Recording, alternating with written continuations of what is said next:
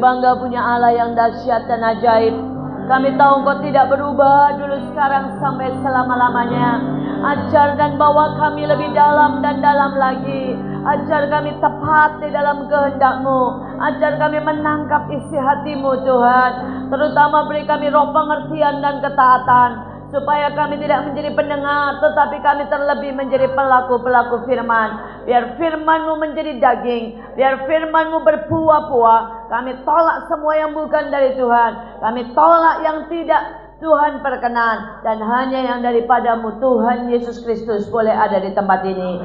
Di dalam nama Yesus, semua yang percaya berkata amin.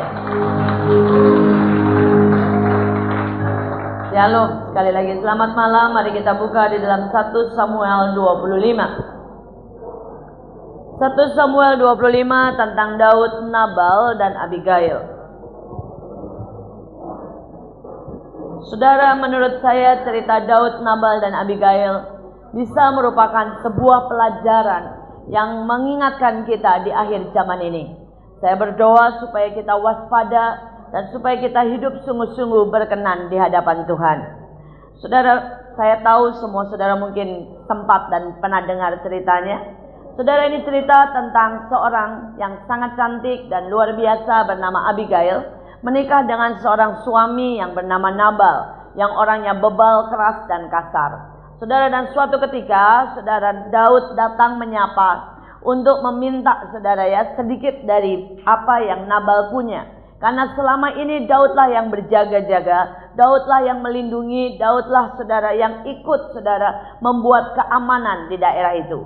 Dan Nabal begitu marah dan mengusir dengan kasar, saudara, dan akibatnya saudara Daud begitu marah dan ingin menghabisi Nabal. Dan saat itulah Abigail berdiri untuk Nabal, membela Nabal, saudara, sehingga Daud tidak jadi marah. Dan akhirnya singkat cerita, Nabal meninggal dunia dan Abigail menjadi saudara istri daripada Daud.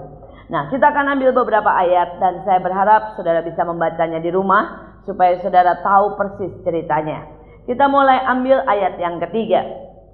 Nama orang itu, 1 Samuel 25 ayat ketiga, nama orang itu Nabal dan nama istrinya Abigail. Perempuan itu bijak dan cantik, tetapi laki-laki itu kasar dan jahat. Kelakuannya, ia seorang keturunan Kaleb. Saudara, yang pertama, dalam hidup ini, saudara, dimanapun saudara berada, orang yang bijak, yang baik, yang luar biasa cinta Tuhan, akan seatap, akan setempat, akan sedaerah dengan orang yang kasar, dengan orang yang curang, dengan orang yang jahat. Dan itu tidak bisa kita hindari. Ada banyak orang berkata begini, kenapa ya saya ini udah baik ketemunya orang jahat? Memang begitu dunia ini. Saya hidup jujur malah dicurangi. Memang begitu. Apalagi kalau saudara baik, semakin orang tahu saudara baik, singkat cerita, dunia atau orang-orang sekitar akan mencoba menekan dan menipu. Itu dunia. Saudara, itu keadaan. Saudara, berapa banyak orang berkata, Bu, kalau dagang jujur rugi melulu. Kalau yang udah jahat, meres, ya, anehnya orang pada nggak berani sama dia. Memang kita mesti jadi jahat. Saudara, inilah sebuah tantangan yang pertama. Saudara, ini sebuah cerita yang klasik, tapi sampai hari ini masih berlaku. Abigail bisa saja menjadi seorang yang sama akhirnya dengan Nabal. Abigail berkata, bisa saja, percuma gue baik. Ya, banyak istri bilang sama saya, kalau kita baik tuh diinjek Bu sama suami, makanya mesti galak katanya. Sampai ada film suami-suami takut istri. Saudara, yang gawat, anak saya bilang begini sama saya. Kemarin dulu saya lagi nyalain keluar film, saudara ya, judul yang suami-suami takut istri, saudara. Terus anak saya bilang gini, Mah, pengen enggak Mah sekali-sekali jadi istri galak katanya ya. Saya bilang, ya ampun pertanyaanmu, ya kali aja katanya ya. Saudara, tapi rupanya saudara, itu semua menjadi pertanyaan di bawah. Pertanyaan yang berkata, kalau kita baik, apa enggak dimainin orang? Apa enggak diinjak? Apakah lebih baik kita menjadi seperti yang lain? Galak, ya, mungkin jahat, licik, supaya kita menang. Tapi malam hari ini saya berkata, bisakah justru di dalam dunia. Saudara menghadapi seperti Abigail, ditindas, dikasari, disakiti, ditekan. Kita tidak jadi pahit. Kita tidak jadi sama dengan mereka. Kita juga tidak kehilangan iman. Kita tidak menjadi orang yang mungkin dingin dan apatis. Tapi kita tetap bersinar, makin indah, seperti lampu di tengah malam. Saudara tahu lampu-lampu itu makin indah justru kalau di tengah malam. Kalau siang saudara nyalain lampu tidak banyak kelihatan. Tapi begitu malam, lampu sekecil apapun jadi begitu indah. Saudara, bisa tidak kita seperti lampu itu? Semakin indah justru di dalam tekanan. Saudara, bisa tidak kita semakin bersinar di tengah dunia yang semakin jahat? Ada banyak orang yang berkata kepada saya, "Bu, buat apa tolong banyak orang?" Saya masih ingat pertama kali saya buka rumah singgah di rumah saya. Saudara, kurang lebih ada 40-50 anak pertama kali datang. Dan saudara, mereka duduk di bawah, mereka main-mainan anak saya. Dan begitu pulang, saudara, rumah tuh baunya setengah mati, saudara. Gak tahu bagaimana ada bau dari mereka, bau dari tempat sampah. Itu yang kalau sudah nempel di barang, tidak bisa lepas. Mungkin ibu yang melayani di lapangan Banteng tahu persis, saudara. Baunya tuh khas sekali, saudara ya. Saudara, dan itu nggak bisa lepas, saudara. Saudara, dan kemudian anak saya bilang, "Ma, mainan saya rusak." Ya lihat. Belum lagi saudara ya, mereka hobi bawa souvenir. Saudara tahu artinya? Mereka masuk, apa aja yang bisa dikantongin hilang, saudara. Mereka hobi beli, tapi nggak beli, saudara, bawa, saudara. Mulai dari anduk, saudara ya, mulai sampai gembok, piring, saudara, garpu, sendok, sampai saya bilang, kapan ya ngambilnya? Kok saya nggak kelihatan? Tangan mereka lebih hebat dari pesulap, saudara. Saudara, dan orang berkata, buat apa? Kita sudah nolong, ya, malah diperlakukan seperti itu. Saudara, kalau bagi sembako di daerah tertentu, jangan pernah berani kalau ngepas bawanya.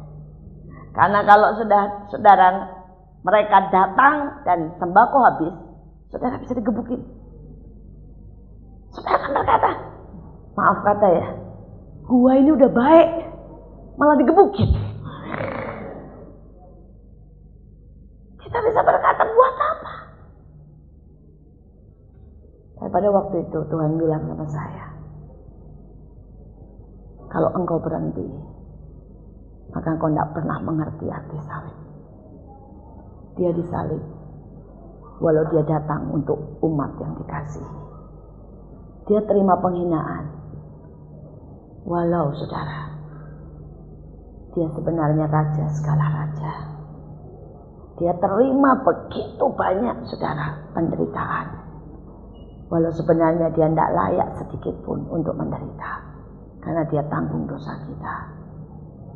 Dan malam hari ini Yesus tawarkan sama seperti yang dia pernah tawarkan pada murid-muridnya.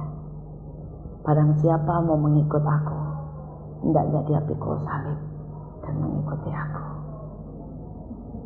Mau tidak kita pikul salib? Atau selama ini kekristenan kita berkata, selama aku untung, aku ikut Tuhan. Tapi begitu tidak untung, saya ikut setan. Apa selama ini kita cuma mau dapat berkat? Apa selama ini kita cuma mau diselamatkan? Kita mau hidup yang kekal.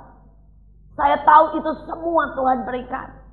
Tapi saya mau bicara lebih dalam dan lebih kepada orang-orang yang saya harap makin hari makin dewasa di dalam kekristenan. Berapa banyak yang berani ikut salib dan memikul salib dan jalan menuju salib. Salib tidak pernah mengalahkan Yesus. Di tengah semua orang mengkhianatinya, dia tetap berseru, ampuni mereka, karena mereka tidak tahu apa yang mereka perbuat. Saya berdoa itu tetap ada dalam hidup kita. Dan Yesus tidak pernah dikalahkan. Karena sampai hari ini jutaan orang hidupnya diubahkan karena salib. Saya lihat itu dalam pelayanan kami.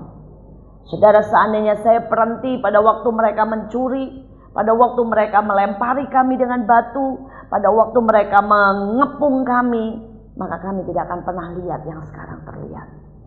Saudara, hari ini kalau saudara ada di kompleks saya, saudara boleh taruh sepeda pun di luar, tidak akan hilang. Mereka akan datang dan berkata, "Bu, boleh enggak main sepeda?" "Boleh." Saya bilang, "Berapa lama?" "Sejam." Mereka pergi naik sepeda saudara, dan sejam akan dibalikin kembali di rumah. Hari ini saudara taruh gelas di depan rumah, mereka tidak akan ambil. Mereka akan teriak, "Bu, ada gelas di depan, mau dibuang atau mau disimpan?" Kalau saya bilang, punya ibu, jangan diambil." "Iya Bu," pergi. Berubah. Saudara, dan hari ini kalau saudara lihat, saudara, tanggal 17 Mei kalau saudara lihat, ada lebih dari 300.000 orang bawah dari segala lapisan, pelacur, preman, saudara, orang dari segala macam agama bisa sama-sama nyanyi, sama-sama angkat tangan, sama-sama saudara ya mendengarkan firman Tuhan, terima kesembuhan ilahi, dan mereka berkata, mungkin di surga seperti ini ya. Saudara, dan kenapa itu bisa terjadi? Karena salib tidak pernah kalah. Karena salib tidak pernah kalah. Hari ini Tuhan cuma tanya, siapa yang mau pikul salib untuk menangkan dunia ini? Kita lanjutkan. Saudara, kita lanjutkan, kita tahu ceritanya. Saudara, ayat yang ke-9 kita baca. Ketika orang-orang Daud sampai ke sana, berkatalah mereka kepada Nabal atas nama Daud, tepat seperti yang dikatakan kepada mereka. Kemudian mereka menanti, tetapi Nabal menjawab anak buah Daud itu, katanya, "Siapakah Daud? Siapakah anak Isai itu?" Saudara, dan selanjutnya ayat 11 kita lompat ya. "Masakan aku mengambil rotiku, air minumku, dan hewan bantaianku yang kubantai bagi orang-orang pengguntingku, untuk memberikannya kepada orang-orang yang aku tidak tahu dari mana mereka datang." Saudara, cerita ini melambangkan apa yang terjadi saat ini. Sadar tidak sadar, kalau hari ini saudara ada diberkati karena ada Tuhan yang menjaga kita. Saudara, banyak orang tidak sadar bahwa hidup ini begitu sangat rentan, saudara. Saudara boleh bodybuilding, kuat, gede, digigit nyamuk, demam berdarah aja KO. Saudara ya, bayangin, segede itu kena, saudara, lawan nyamuk, nggak bisa apa-apa. Saudara, saya lihat saudara ya, orang bilang, "Oh, kalau olahraga hidup sehat pasti oke." Siapa bilang? Saudara, kalau saudara dengar, saudara, hampir semua olahragawan, saudara, tetap mengalami sakit jantung, gula, dan sebagainya. Kenapa? Karena tidak ada manusia yang sebenarnya bisa menjaga tubuhnya sendiri. Mati dan hidup dikuasai oleh Tuhan. Berkat dikuasai oleh Tuhan. Ada banyak orang berkata, "Ya karena saya pintar dagang. Saya sudah lihat orang yang pintar dagang tidak berhasil kok. Dan saya lihat orang yang goblok berhasil." Ada yang berkata, "Kalau anak saya sekolah tinggi, pintar, maka pasti dapat kerjaan." Siapa bilang? Saya konseling dengan banyak S2 nganggur karena tidak ada yang mau bayar S2, saudara. Kalau bisa bayar S1, kenapa tidak masih bayar S2? Saudara. Jadi apa jaminan dalam hidup ini? Tidak ada. Saudara, tapi banyak orang berpikir seperti Nabal. Mereka berpikir bahwa mereka bisa hidup karena mereka, karena kerja, karena ini uang, karena ini hewanku, makananku, milikku. Dan malam hari ini saya mau ingatkan kita, tidak ada satupun dari kita punya hak milik. Kita cuma punya hak pakai. Pada waktu Tuhan bilang selesai, habis sudah. Teman saya baru mengalami kakaknya meninggal dunia di usia yang sangat muda. Dan dia berkata betapa fananya. Dia bilang saya baru ngobrol, ketawa, ya meluk, bilang I love you. Tiba-tiba kakaknya yang perempuan, saudara usia 35 berkata, saya capek, bawa saya ke tempat tidur ya, pengen istirahat saudara. Dan dia sembari guyon, sembari ketawa, dia bilang, kok kamu udah kayak nenek-nenek sih, capek. Ya, tidur, hilang. Tiba-tiba saudara, dingin semua badannya dan hilang. Dia bilang, 5 menit yang lalu saya masih ngobrol, hangat, jalan dengan saya. Dalam seketika habis. Siapa yang bisa menjaga nyawanya kecuali Tuhan? Dan Tuhan tidak pernah minta banyak. Daud tidak minta banyak.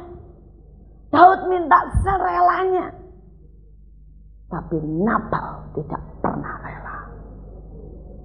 Dan hari ini Tuhan tidak minta banyak buat kita. Tuhan minta serelanya waktu, serelanya uangmu, serelanya tenagamu, serelanya apa yang kau miliki. Tapi seringkali itu pun kita tak rela. Kita jangan dengan mudah menghakimi Nabal. Saya mau tanya, berapa banyak orang rela beli tas Hermes 50 juta, tapi kasih buat pelayanan, buat makan orang miskin 5 juta terasa berat sekali.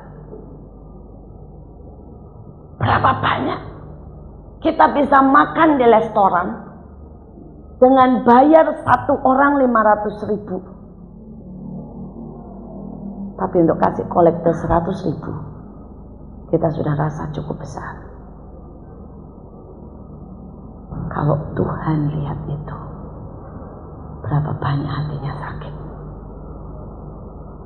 Itu miliknya. Dia bisa ambil kapan saja. Tapi berapa kita menyintai semua yang kita ada dan kita pikir itu milik kita. Saya belajar saudara dalam hidup ini. Saya bersyukur bahwa dalam hidup ini satu demi satu dalam hidup saya diambil. Dan itu membuat saya sadar tidak ada yang saya miliki. Karena itu sampai hari ini saya tahu semudah apa dia mengambil, tapi semudah apa dia memberikan juga. Saya berdoa supaya kita sadar harta, nyawa, hidup, nafas, kepandaian, semuanya punya Tuhan. Dan hari ini dia berkata, berapa banyak kau rela kalau aku minta daripadamu. Apa kita mau berikan receh buat Tuhan? Apa kita mau berikan yang paling kecil buat Tuhan? Atau kita mau berikan yang terbaik buat Tuhan? Jangan sampai seperti Daud begitu marah. Jangan sampai Tuhan merasa begitu marah karena kita tidak mengerti anugerah yang dia berikan. Kita lihat yang ketiga, saudara. Saudara, kita lihat apa yang dibuat oleh Abigail.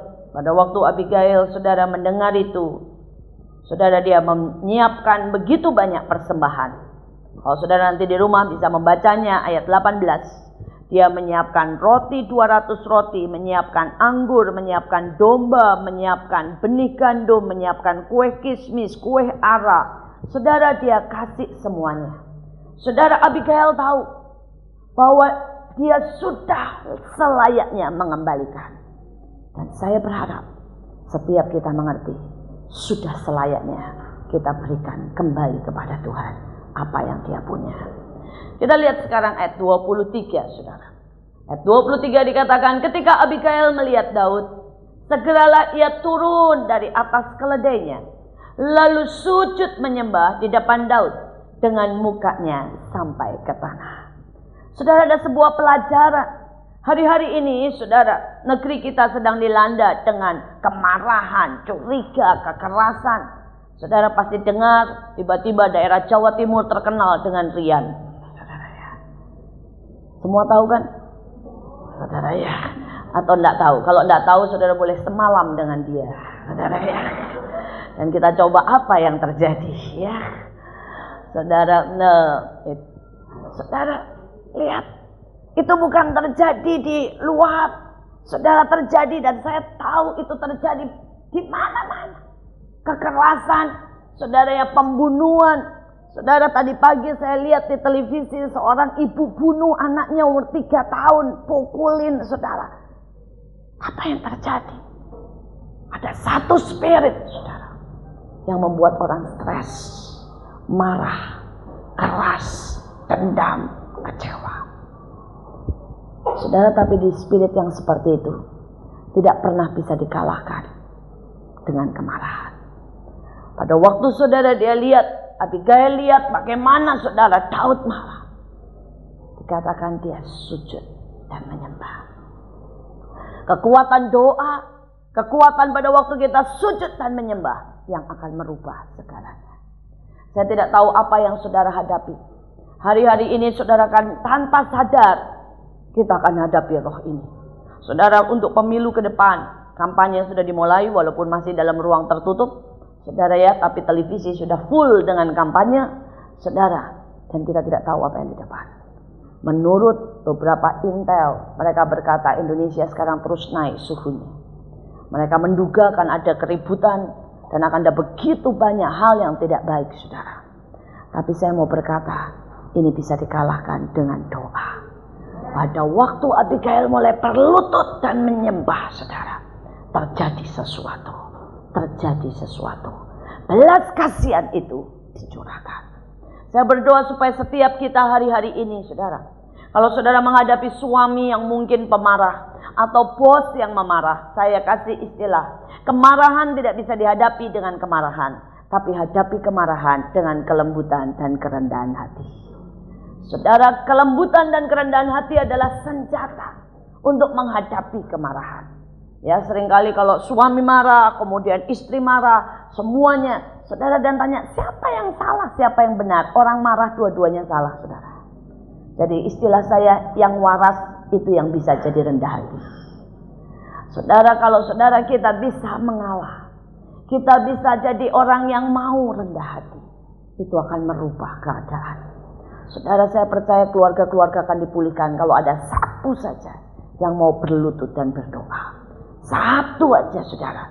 Kalau ada yang mau menyembah, satu aja, saudara. Kalau ada yang mau mengalah, satu aja, saudara. Kalau ada yang sungguh-sungguh, saudara ya, dengan rendah hati berdiri di hadapan Tuhan, maka sesuatu akan terjadi. Saudara, ada kesaksian yang indah. Ayah dan ibunya sedang berantem, saudara. Mereka sedang mengalami kebangkrutan. Dan di tengah kebangkrutan itu mungkin si ayah stres atau bagaimana, dia selingkuh. Jadi udah bangkrut tambah selingkuh, saudara ya.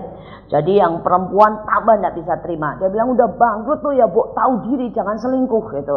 Tapi yang laki karena sudah bilang, habis kalau di rumah diomelin terus mendingan sama yang lain, katanya, saudara. Jadi udah berantem terus, sudah sampai puncaknya, saudara.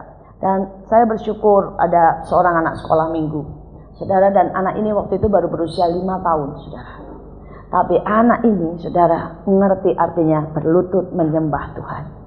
Setiap kali, saudara, mama papanya ribut, dia doa kencang, saudara ya. Dia doa teriak-teriak, Tuhan, buat ayah dan ibu saya bersatu. Walaupun kalau dia teriak begitu, ayah dan ibunya sama-sama noleh seperti sinetron dan bilang, diam, saudara ya.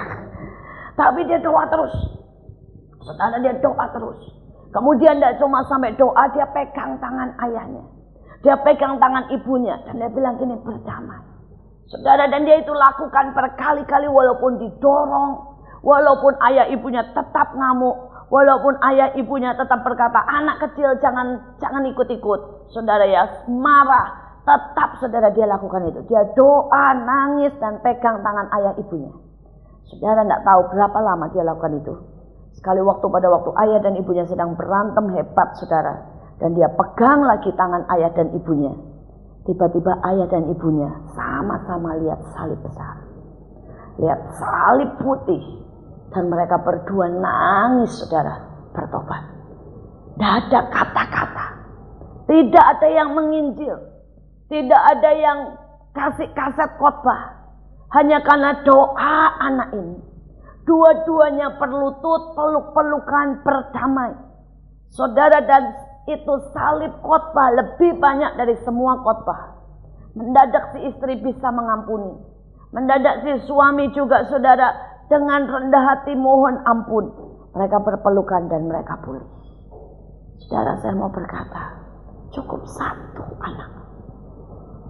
Kalau ada yang memperendahkan, Tuhan tidak tahan. Tuhan pasti jawab.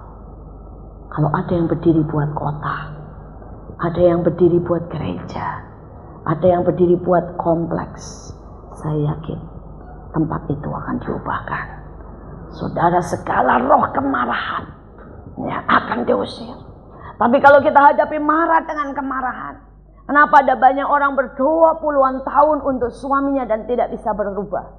Karena saudara, suaminya mungkin bersalah, tapi dia sendiri tidak bisa mengampuni. Dia sendiri penuh dengan kemarahan. Saya kadang-kadang dengar beberapa orang berdoa begini, hajar suamiku Tuhan.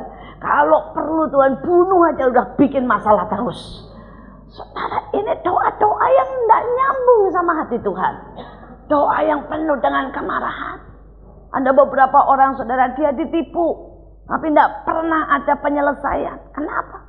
Saudara, karena dia tidak pernah bisa ngampuni dan terus saudara marah. Saudara, akibatnya dia marah sama istri, dia marah sama anak, dia marah sama pegawainya yang bodoh mau ditipu. Saudara, bukannya pulih, makin kacau. Saya ketemu dengan keluarga-keluarga yang anaknya kena narkoba. Begitu anaknya kena narkoba, bukannya sujud menyembah, bukannya sama-sama berdoa, tapi saling nyalahin. Istrinya lain, suaminya lain, istrinya lain, gurunya lain, semua bahkan menyalahkan Tuhan. Dan tidak pernah ada jalan keluar. Dalam kemarahan, tidak pernah ada jalan keluar. Saya berdoa supaya setiap kita sadar, berlutut, menyembah, rendah hati adalah awal dari banyak penyelesaian. Saya masih ingat beberapa tahun yang lalu, sudah ada sekelompok kebak persekutuan. Itu saudara ya, satu kelompok terdiri dari orang-orang tua. Dan orang-orang tua ini sangat anti perubahan. Dia bilang kita nyanyi lagu yang slow aja, enak ayem katanya ya. Saudara, dan sekelompok lagi ini anak-anak muda. Yang waktu itu saudara lagunya sedang mulai ke arah rock. Ya, ke arah yang reggae saudara ya. Yang menurut orang tua gebrak-gebrak gak kedengeran jelas lagunya apa. Saudara, dan ini satu persekutuan, bukan gereja yang ada jemaat, ada gembalanya, tapi ini sebuah persekutuan yang dibangun bersama. Jadi ini kelompok makin lama makin keras. Sampai saudara ya, mereka kebaktian tapi udah cembetut demi cembetut saudara ya. Sudah suasananya panas dan enggak ada.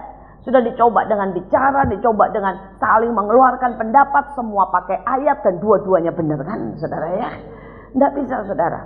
Saya tidak pernah tahu apa yang terjadi. Nah, hari itu saya dipanggil ke sana dan begitu masuk saya berkata, aduh kok saya kayak dalam suasana perang ya. Jadi tidak dalam suasana kebaktian. Rasanya kayak masuk dalam suasana perang. Nyanyi, tapi panas, gerah, nggak enak saudara. Bukan udaranya tanpa AC, tapi spiritnya saudara. Dan saya terus berdoa, saya bilang Tuhan apa yang saya mesti buat. Tiba-tiba Tuhan bilang, kamu lihat bapak itu. Saya lihat ada satu bapak, mengerikan. Wajah itu udah kayak preman, tapi ngeri banget saudara ya. Siap menerkam orang saudara. Dan Tuhan bilang, nanti kamu berlutut di depan dia dan minta maaf. Saya bilang, sorry ya Tuhan, kenal aja kagak. Masa saya suruh berlutut di depan dia? Saya enggak pernah kenal, enggak pernah tahu, enggak pernah ikut-ikut. Tuhan bilang, wakili kaum muda. Wakilin buat apa? Pokoknya wakilin. Kamu berlutut bilang atas nama kaum muda, saya minta maaf. Saya bilang, Tuhan saya salah apa sama dia? Tapi saya tahu Tuhan mendesak saya dengan sangat. Begitu mulai nyanyi lagu slow, Tuhan bilang, sekarang waktunya Sejujurnya saudara males banget, saudara males banget. Saudara, dan saya berkata, aduh Tuhan itu kok ada-ada nanti saya dianggap sesat lagi. Saudara, dan Tuhan itu suka menyuruh saya yang aneh-aneh karena Tuhan bilang begini, banyak orang tidak pernah mau disuruh yang aneh-aneh, jadi kamu aja ya yang mau, katanya saudara. Tapi saya bersyukur saudara. Sejujurnya pada waktu saya memulai pelayanan pemulung, saya itu bukan karena saya baik saudara. Waktu itu saya lihat Tuhan menangis.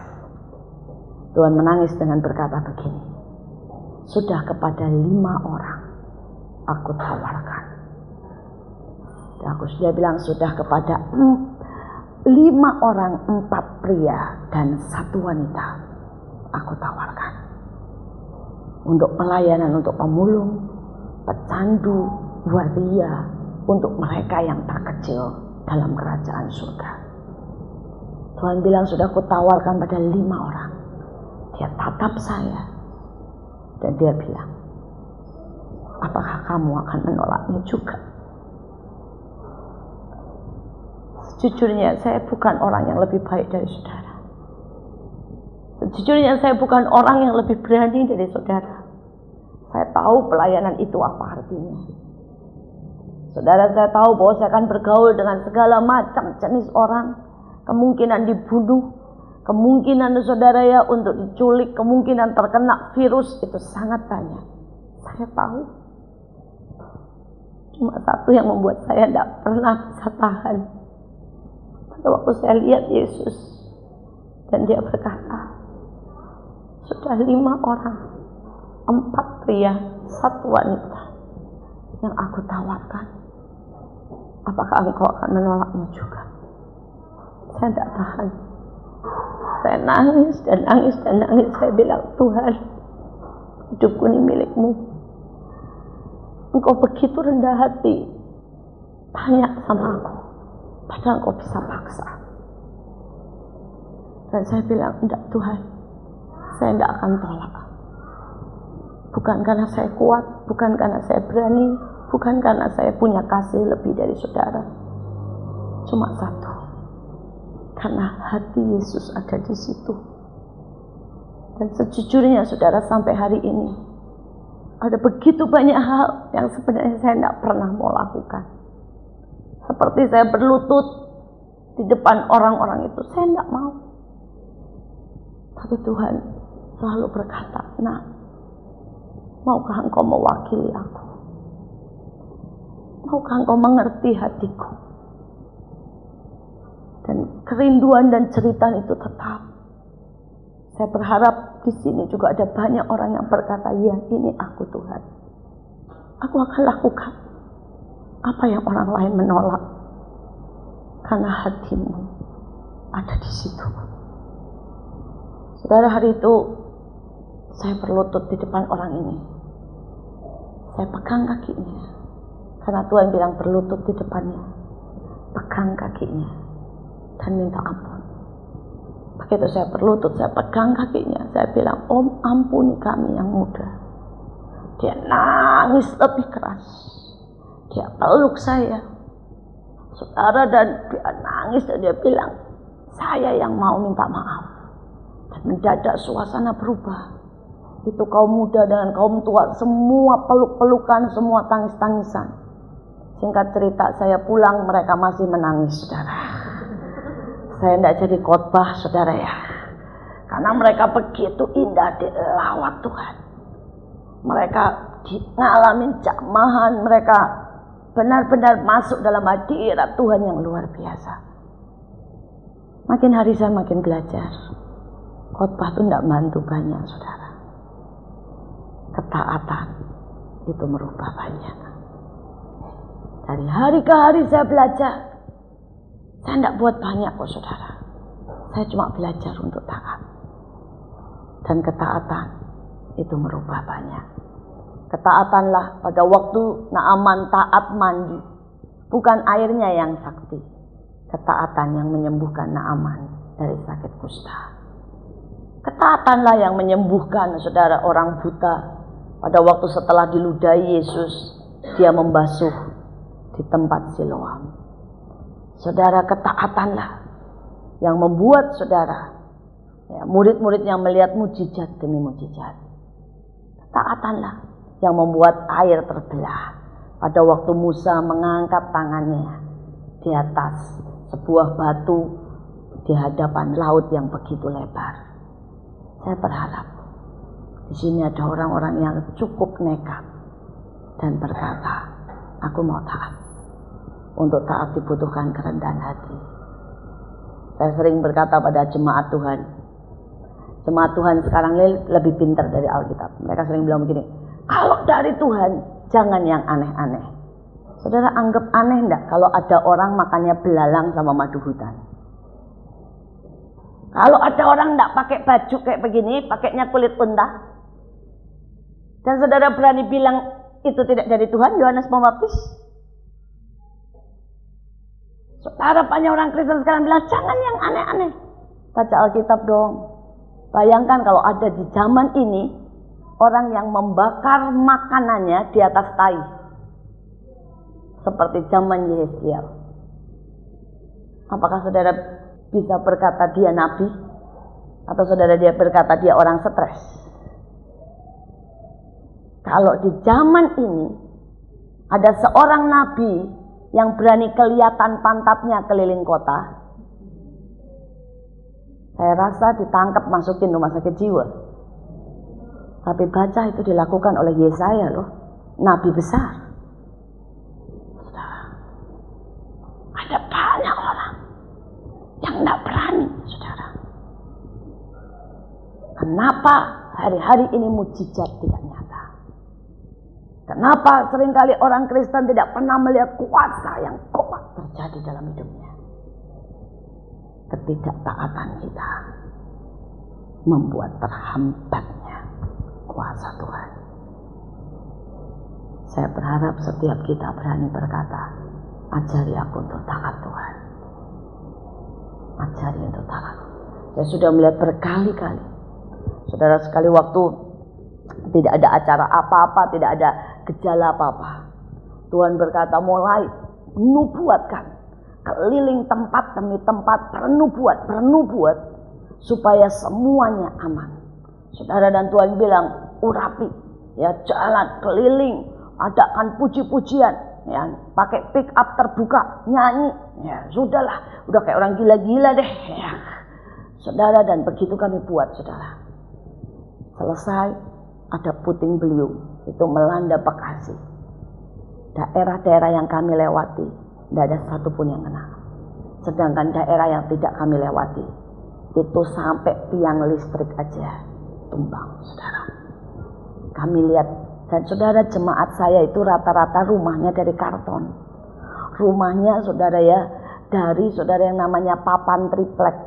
Saudara, rumahnya itu dari benda-benda seng-seng disambung. Lah kalau yang namanya tiang listrik aja, saudara, ya, bengkok. Kalau yang rumahnya dari papan, dari triplek, bentuknya kayak apa, saudara, ya? Habis. Ini enggak. Semua daerah yang kami lewati tidak kena utuh. Saya lihat berkali-kali, saudara, Tuhan berkata lakukan. Orang berkata aneh, kalian berkata pedulilah. Saudara, saya berkata Tuhan, Engkau benar-benar Tuhan yang masih tetap buat mujizat sampai hari ini. Saudara, setiap kita yang mau saja, Tuhan itu ada di antara kita.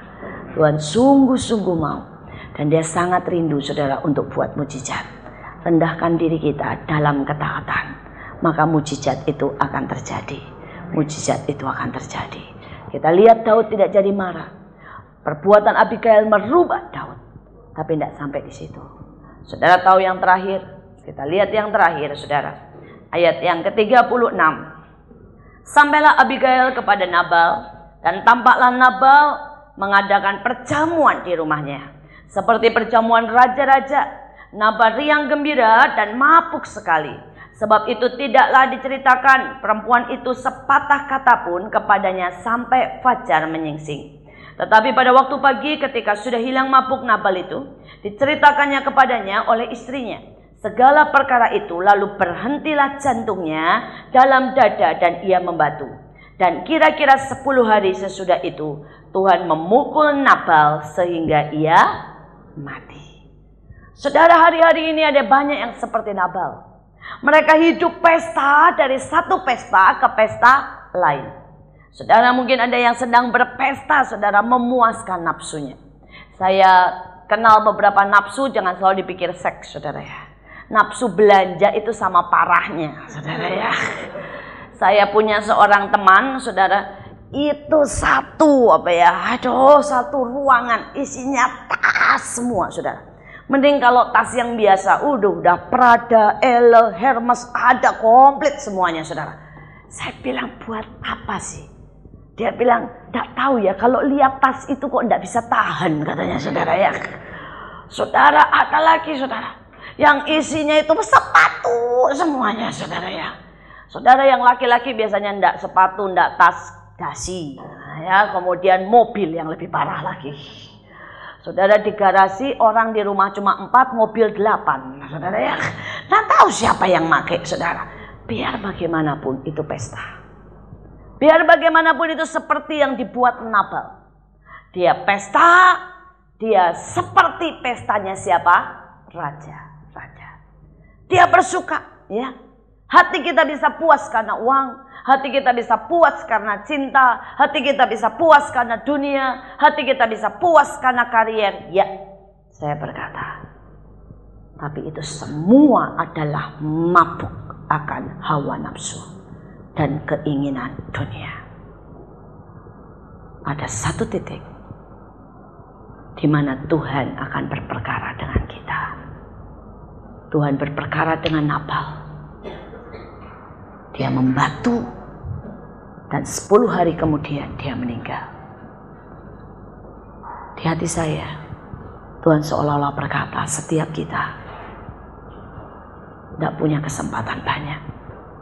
Mungkin di depan kita cuma ada 10 tahun sebelum Yesus datang.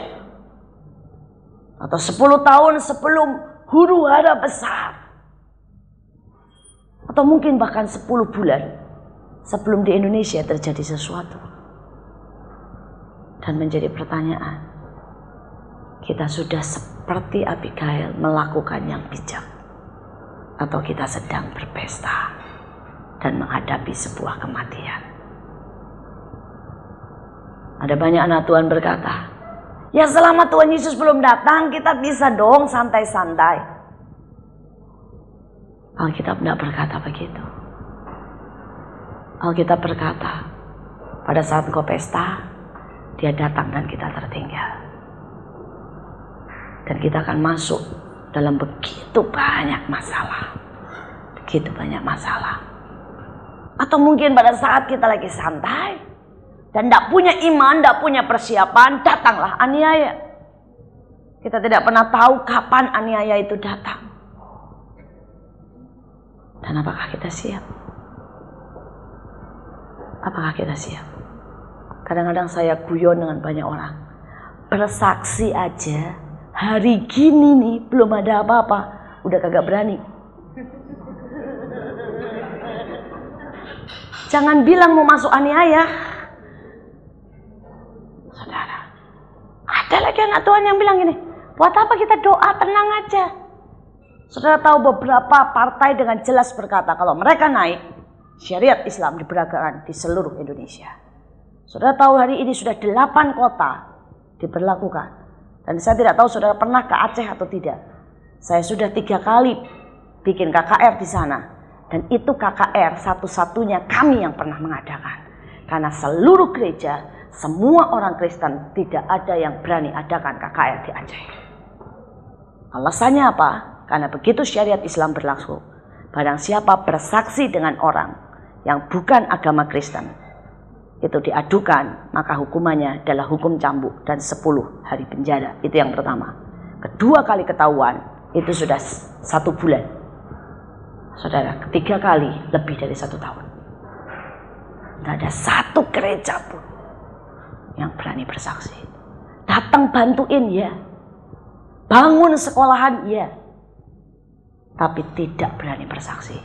Yang gawat waktu kami ke sana, yang melarang, jadi kami datang nih saudara ke perkampungan, ke tempat pemukiman dan ke tempat saudara penampungan korban tsunami.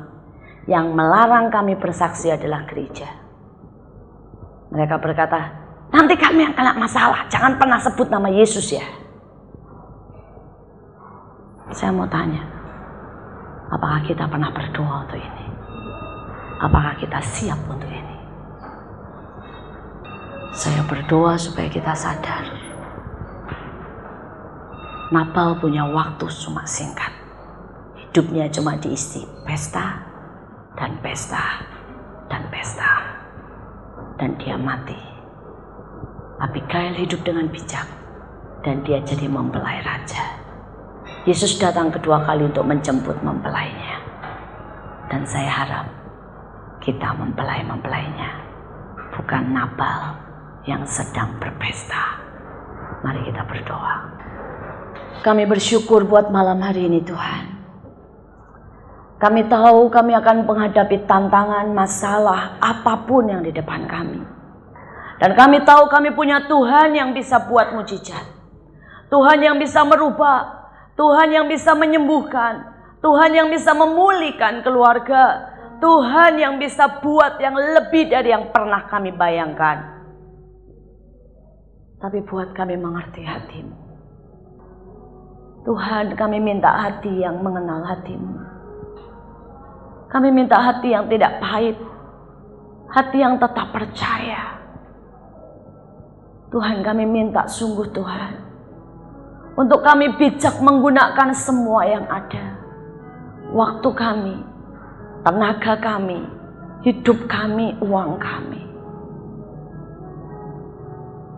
Kami mau sungguh Tuhan. Di saat-saat ini kami berkata, kami mau Tuhan. Kami mau. Kirata syakara paparatashe. Kirata syakara paratashe. Kami percaya Engkau ada di tengah-tengah kami. Dan hamba berdoa supaya setiap anak-Mu tidak pulang hanya karena mendengar, tapi mereka menjadi pelaku-pelaku firman. Mereka menjadi mempelai-mempelai-Mu, orang-orang yang siap, orang-orang yang mengembalikan kepadamu seberapa yang Engkau minta. Menjadi orang-orang yang semakin kuat menghadapi badai apapun. Mereka mencari Engkau dan berjalan dalam ketaatan. Dan mereka akan melihat mujizat dan kemenangan. Karena Engkau Allah yang luar biasa. Engkau Allah yang ajaib. Engkau Allah yang ajaib. Mari terus berbicara buat kami. Mari terus tempelak hidup kami. Mari siapkan kami untuk menyambut kedatangan-Mu. Mari buat kami waspada.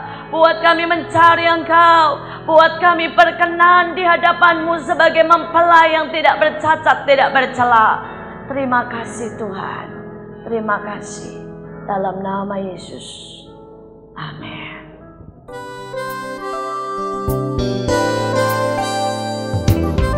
Anda diberkati dengan pemberitaan firman Tuhan.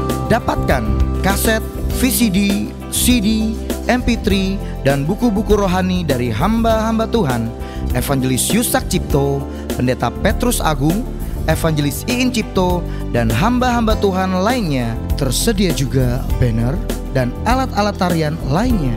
Hanya di toko buku Bless to Bless, Jalan Boulevard Barat Raya, Ruko In Kopal, Blok F, nomor 50, Kelapa Gading, Jakarta Utara.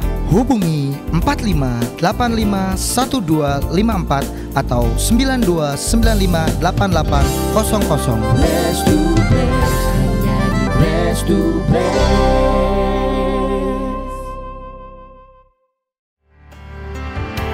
Biar kehendak-Mu terjadilah, kerajaan-Mu datang. Dengan anugerah-Mu yang menjamin kami jadi umat yang berkenan bagi-Mu.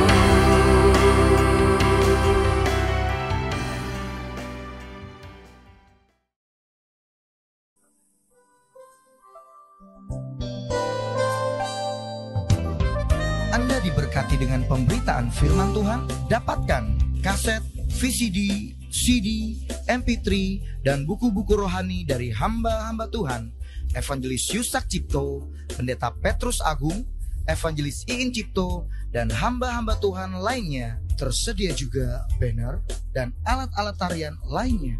Hanya di toko buku Bless to Bless. Bless to Bless. Bless to Bless.